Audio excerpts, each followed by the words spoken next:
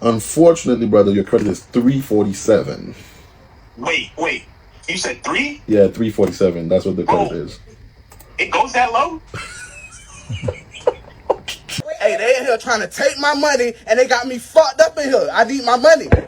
I want my money. Hey, you ain't gonna talk to me like that, bro. About my money. Call the police or whatever. Bro, when did the car market get cooked? People are getting $1,800 a month car payments for 84 months, and that's normal? I'm learning the hard way that just because you can make a payment on something doesn't mean that you can afford it. For 30 years, I have lived with a mindset of if I want it, I'm going to get it.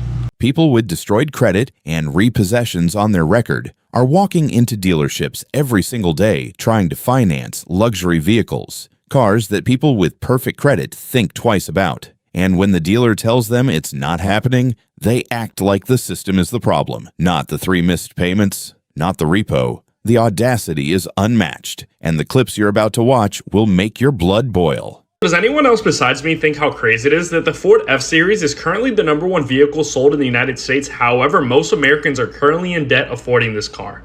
So let's see how much you need to make to comfortably afford a 2025 Ford F-150. So the total price of this Ford F-150 XLT came out to be right around $54,000. However, when you multiply it by 7% sales tax, you get a brand new total of around $57,000. Taking the total price of the vehicle, adding 20% down, financed at 5% for a total of 60 months, you're left with a total monthly payment of around $872. So the annual insurance cost for a Ford F-150 is going to be right around $2,400 a year, so it's roughly going to be around $206 a month. The annual maintenance cost on a brand new Ford F-150 is going to be right around $788 a year, so that's roughly going to be around $65 a month if you were to budget this out. And after we add all of this together, we're left with a total monthly payment of around $1,100 a month. And if you were to multiply this by 10%, you'll find your monthly gross income, then multiply this by 12 to find your annual gross income.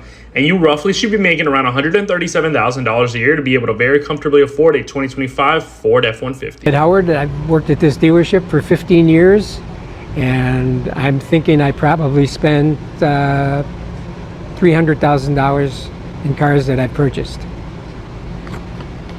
Oh my God, no wonder I'm so broke. Hi, my name's Alicia. I've been here for 13 years. I think I spent maybe 400 grand on cars here. Yikes. Hi, I'm Matt Liebig. I've worked here for 15 years. I think I've spent $300,000 on cars. I'm learning the hard way that just because you can make a payment on something doesn't mean that you can afford it. For 30 years, I have lived with a mindset of if I want it, I'm going to get it. I didn't care what it affected or who it affected, if it was going to cause us to not meet one of our goals or if it was going to cause us to live paycheck to paycheck. And now I'm 48 years old. I've already lived half of my life, and I'm just now figuring out what that mindset actually cost me, which was peace, progress, and a whole lot of missed opportunities. And yeah, unfortunately, I'm learning the hard way, and it has cost my family, and it has cost me. Here I am stuck in a car that I had to have 2 years ago, financed $78,000 for it. I pay $1,100 a month. I owe $57,000 on it, and they appraised it for $40,000, and we don't even own our own home yet. Speaking of oil change, I just called Mercedes, and them said $800 for service B. I won't be accepting any more texts this month, any more phone calls this month, unless it comes with some money. I'm sorry, that's all I got. That's all I got. Everybody wants a luxury car until it comes time to get something fixed. Because the purchase price is the audition, the maintenance is the actual show, and you don't get to skip episodes.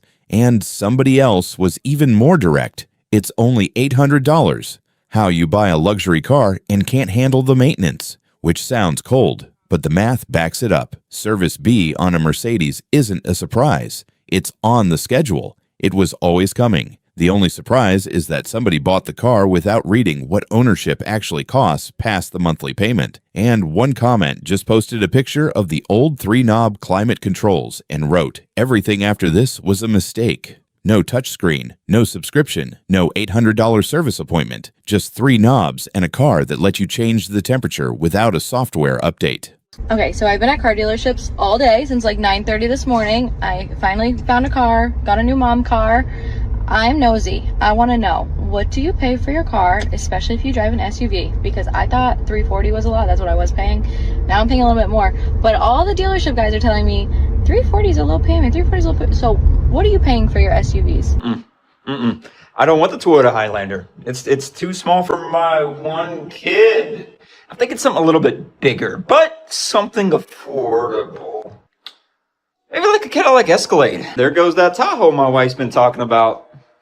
Yeah, she didn't want a GMC though. She really liked the Lexus Sequoia, but the 14-inch screen that was the size of a tablet wasn't big enough for her. She didn't like it, so we're gonna look for something else. Yeah, we heard all the other brands were going to the Chinese market, so we decided to buy a Lincoln Navigator Black Label instead. The average new car payment is $800 a month. That's insanity. Most auto loan places are able to give you the loan that you want by just extending out the term, even if the interest rate's 20-25%. Yeah. It's scary. When you look into auto loans, they're not regulated the same way that student loans are or with mortgages or even credit cards. Credit card reviews your income in such a way where they're not going to give you too much of a limit, but auto loans are very unregulated. They could sell these off privately without there being a rule out there that says, oh, we can't qualify you for. So I'm calling about that 2016 Chevrolet Silverado. Got it for $55,000. I paid $1,200 a month for it. About $20K left. Insurance is about $350 a month. Do you make a month? I make $3,500 a month. You said how much? $3,500 a week or a month? A month. You're spending almost half your income on this truck? I had a good job at first. I worked as a software engineer, and then I got cut during budget cut. So now, per month, I came down a little bit. For you is, if you got $5,000 down, there's about a $9,000 discrepancy. So if you have $5,000 down, $4,000 rollover, I can definitely roll you into something a lot cheaper, like a Nissan Maxima or whatnot. $15,000 or $14,000 for the truck. It'd be less money out of your pocket. You pay the difference. We just got your application that you had sent over on that 21 Ford Raptor. I was going through it, but I see here on the notes that you had mentioned something about a repo. A repo? That was like 2 years ago. That was on the other Raptor I had, but I was trying to get another one. By chance, have an idea on what your credit's looking like right now? I have a couple collections right now, but it should be good. I think I'm sitting like at 460, 470 right now. Oh wow, 470. I'm gonna be pretty honest with you, man. That sounds pretty hard to do on this 21 Raptor. We have it at like 64 grand, man. How much money were you planning on putting down? I was only trying to put down 2 grand. I'm gonna be honest, man. They're probably gonna be asking around like 40% on it down, given that you have a couple collections and the repo on your record as well. They're gonna ask for a 40% down? I'm just estimating. It might be even a little bit more depending on your credit situation. That's crazy. You guys can't play with the numbers a bit more? No, man. We try our best. We have lots of lenders, but when you have several collections and a repo on your credit, it's very hard to get you financing on a big ticket unit like this. All right. I'll see what I can do. I'll give you a call back. Financially irresponsible final bosses. Because this isn't a beginner mistake. This is someone who already had a Raptor, already lost it to repossession, and is calling back for another one. That's not a second chance. That's a sequel nobody asked for. And the comments had a field day. Someone get this guy a Saturn. 1,700 people agreed. 470. Bro can't even get a Kia Optima with that. And then, hello Mitsubishi. We have a customer for you. Because when your score starts with a 4, the options don't start with a Ford Raptor. They start with whatever's left on the lot with the least questions asked. Somebody else just wrote, just buy a cash car, bro. And over 1,200 people co-signed the prediction. Repo guy following him home. Because if the first Raptor got taken and nothing about the financial picture changed, the second one's following the same script. $929.99 a month. $660 a month. $1,450 a month plus $350 a month for the roof. It's an all-metal roof. Not bad. A $40,000 car that we absolutely could not afford and had to trade it in 9 months later. In 2021, we walked into a car dealership in Kansas City and we walked off the lot with a 2021 Toyota Highlander that we absolutely could not afford. We had zero business buying that car, but yet somehow they still let us walk off the lot with it. We were making decent money and getting by at that time. I had a 1-year-old and I was pregnant with my second daughter and needed a mom car. No, I didn't. Newsflash. About 6 months after that, we moved to Montana and pretty much started over our entire lives. So we couldn't afford that payment anymore. We were paying $750 a month for this car. And to put that in perspective, our mortgage in Kansas City was $850. Everything was much more expensive up here, and we weren't making the same income we were making in Kansas City at first. So we decided to just go ahead and trade it in. We took the hit and learned the lesson. Honestly, I don't regret getting out of that situation. Bro, when did the car market get cooked? People are getting $1,800 a month car payments for 84 months, and that's normal? Like, this person is financing $102,000 and then paying $54,000 in interest over the lifetime of this car note. And again, it's 12.74% for 84 freaking months. Now, we just got the latest data on auto loan delinquencies, and you can see right here that over the past decade, auto loan delinquencies are up about double what they were 10 years ago. 60-day delinquencies. And what we're showing you here is average transaction prices, which, by the way, at more than $48,000, that's what you and I are paying at a dealership on average, almost at a record high. According to Experian, 60-day auto loan delinquencies at an all-time high of 0.99% of all open loans that they were checking. 30-day auto delinquencies also close to a record high, highest since the recession in 2008 and 2009 at 3.17%. Every day I go back and forth with myself about getting a new car. I want a new car so bad, but I have been car payment free for 3 years now. Don't buy that new car. Don't do it. Don't do it. I know it's cooler than your current car, and it has like all the bells and whistles, and it has the colored interior, and it just looks cooler, and you want to feel cooler, and you want to feel like you're it, but don't do it. 2021 BMW 228i, $622 a month with a 21% interest rate. Shout out to my ex for destroying my credit. Another one. I wish mine was a flex, but I want to cry with the $1,378 payment on our 2023 Ram, $2,505 for our 2021 Kia K5. We can't get rid of either because they're upside down. Someone hit me, please. That's $1,878 a month in car payments on 2 vehicles, both underwater. The only way out is to keep paying or take a loss they can't afford. And somebody framed the whole illusion perfectly. I used to wonder how so many people could afford all of their new homes and 2 new cars. As I got older, I realized they're broke as hell. That's the answer. The driveway is a lie. The garage is a lie. The lifestyle is financed, and the payments are eating everything behind the scenes. So if you're sitting on 3 years of no car payment and a car that runs, that's not boring. That's winning. When I say everybody, I mean everybody is leasing cars now. I can't even remember when was the last time I did an actual finance deal on a new car.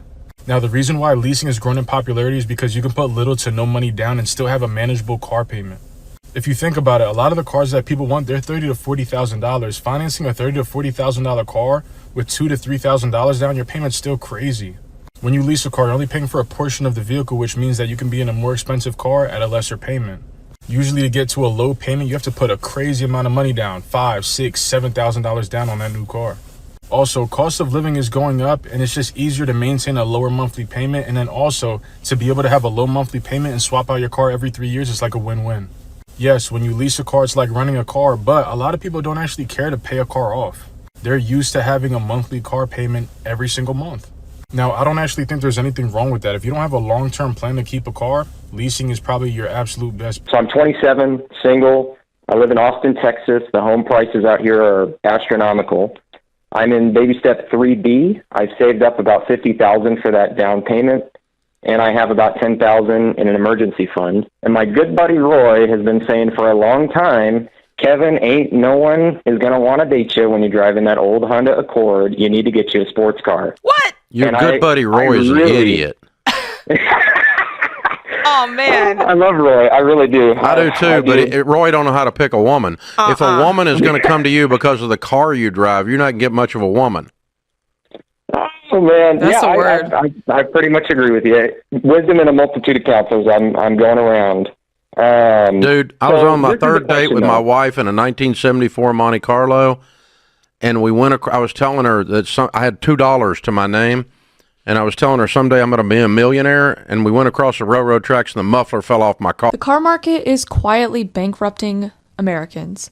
The average new car payment is now over $700 a month, and that's just the payment. That's not insurance, not gas, not repairs, just the car payment. And it's not because people are buying luxury cars per se, it's because everything is just more expensive. A base model Honda Civic can easily cost over 30 grand, and a Toyota RAV4 can cost over 40 grand. And used cars aren't helping either. Supply is still really low because for a few years no one was buying new cars, so now there aren't enough older cars to go around. And then there's the interest rates where some people are getting hit with 10% or more on financing, so they end up paying $45,000 for a $30,000 car over 6 or 7 years even. And this isn't just about bad choices like many people like to say. Most people just need a car to get to work or to buy groceries or to just live their daily lives. And a lot of people can't afford to just buy a car outright. So the system is now set up to where it takes a massive amount of debt in order to actually own a vehicle, especially if you want it to be any type of reliable. So all in all, the car market is just absolutely bankrupting people. At what point do you think it's going to get to where people just stop buying cars altogether and figure out a different means of doing? My credit score is over 750. Homeowner with a 2.9% interest rate. No credit debt. The dealer was trying to sell me a car with 18% interest rate. 750 credit score, homeowner, spotless record, and the dealer still tried to slide an 18% rate across the table because the rate isn't based on what you deserve. It's based on what they think you'll accept. And over 4,500 people confirmed it gets even darker.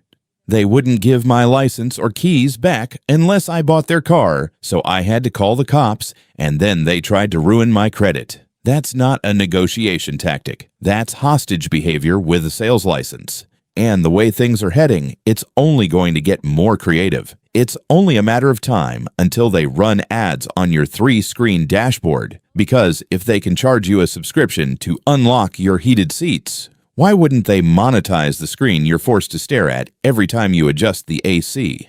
The car isn't yours anymore. It's a monthly service you sit inside of. So if you're self-employed, does that mean you pretty much, well, I'm assuming you got some bank statements to show some income or deposits coming in? It's all, man. I'm gonna keep it a buck, man. I got bank accounts, bank statements, but you know how it is, man. We hold a lot of money cash, man. It's more cash than anything. So how much will you be putting down in this vehicle? Man, bro, I'm really trying to, leverage my credit, dog. I mean, can we do like 2 bands? 2 bands. All right, let's see. 2 bands down. On the M4. By any chance, Joseph, do you know anything about your credit, bro? Bro, this last spot I was at, man. I mean, we checked Credit Karma and all that, bro. Credit Karma told me like 580, 600, man. Unfortunately, brother, your credit is 347. Wait. You said 3? Yeah, 347. That's what the credit is. It goes that low? Do you have any cosigner? Anybody? Well, you said you don't have any cosigner.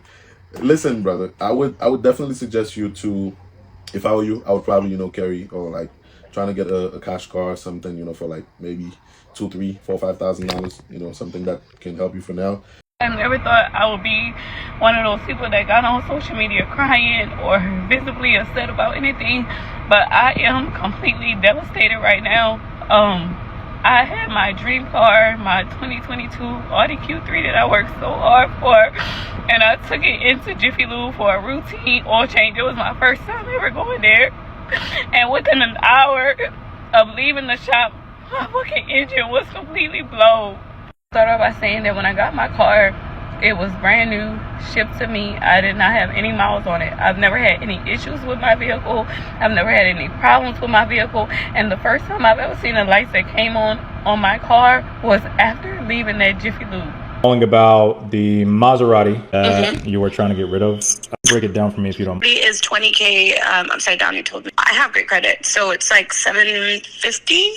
I do have money down, but obviously based on the situation I talked to you about, I would like to not put so much down if I don't have to, just because I don't know what the future looks like right now. So you owe around $41,000. Wholesale on that car is between, like I said, that range is going to be between $20,000 to maybe $23,000 on the top end. So you are $20,000 upside down. Here's the problem, right? You got great credit, you got good income. I know you're trying to move. The problem is unless you put a significant amount of money down, your negative equity is going to transfer over to a different car. So then if you're buying a newer car, it's going to depreciate. That will put you in an even worse situation because typically you'll have more negative equity. So it's just like eating this consistent. It's just a sick. If you ever, any lesson you take from this, never buy a Maserati. Always lease it. I've learned that. Never buy a Maserati. It's horrible. I had a Ghibli and I had this one, but the Ghibli I crashed. I got in an accident on my way back from Texas, and it was considered total because it was so expensive to fix minor little issues. Right. It was just scratched, but it cost more than what it was worth. Hey, they in here trying to take my money, and they got me fucked up in here. I need my money. I want my money. Hey, you ain't gonna talk to me like that, bro. About my money. Call the police or whatever. Call 911. Call 911. I want my money, bro. You just said you were gonna give me my money, bro. Give me my money. You just ripped me out and trying to scam me, bro. I'm being nice. That's disrespectful. He's trying to scam me, and I'm being nice about it. I want my money. All of my money. The car industry in 2026 runs on one specific emotion: inadequacy, not need, not function. The feeling that what you have isn't good enough, isn't new enough, isn't impressive enough to park in front of your house without feeling like you're behind. And that feeling has a price tag. It's $700 a month. It's 21% interest.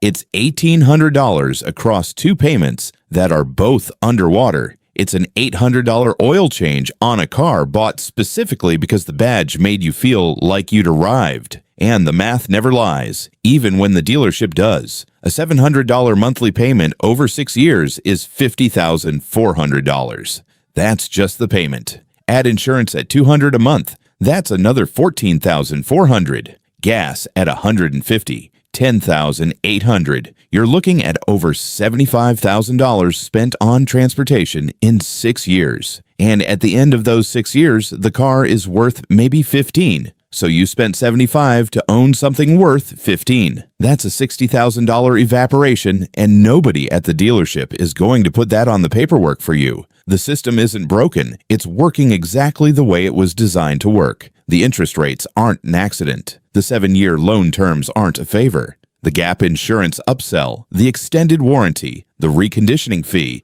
the doc fee, every single one of those exists because somebody in a boardroom figured out that the buyer is at their weakest the moment they smell a new car interior. And the longer you sit in that chair, the more fees get layered on because every minute you spend at the dealership is a minute you're not at home with a calculator undoing their math. And here's the part nobody talks about. The car you already have, the one that's paid off, the one with the scratches, and the outdated infotainment system, and the seats that don't cool themselves. That car is making you money every single month. Not literally, but every month you don't have a payment, you're keeping $500, $600, $700 that everybody else is sending to a lender. Over a year, that's almost $10,000. Over 3 years, like the woman in this video, that's close to $25,000 she kept instead of spent. That's not boring. That's a down payment on a house. That's an emergency fund. That's the difference between being underwater on a loan and being free.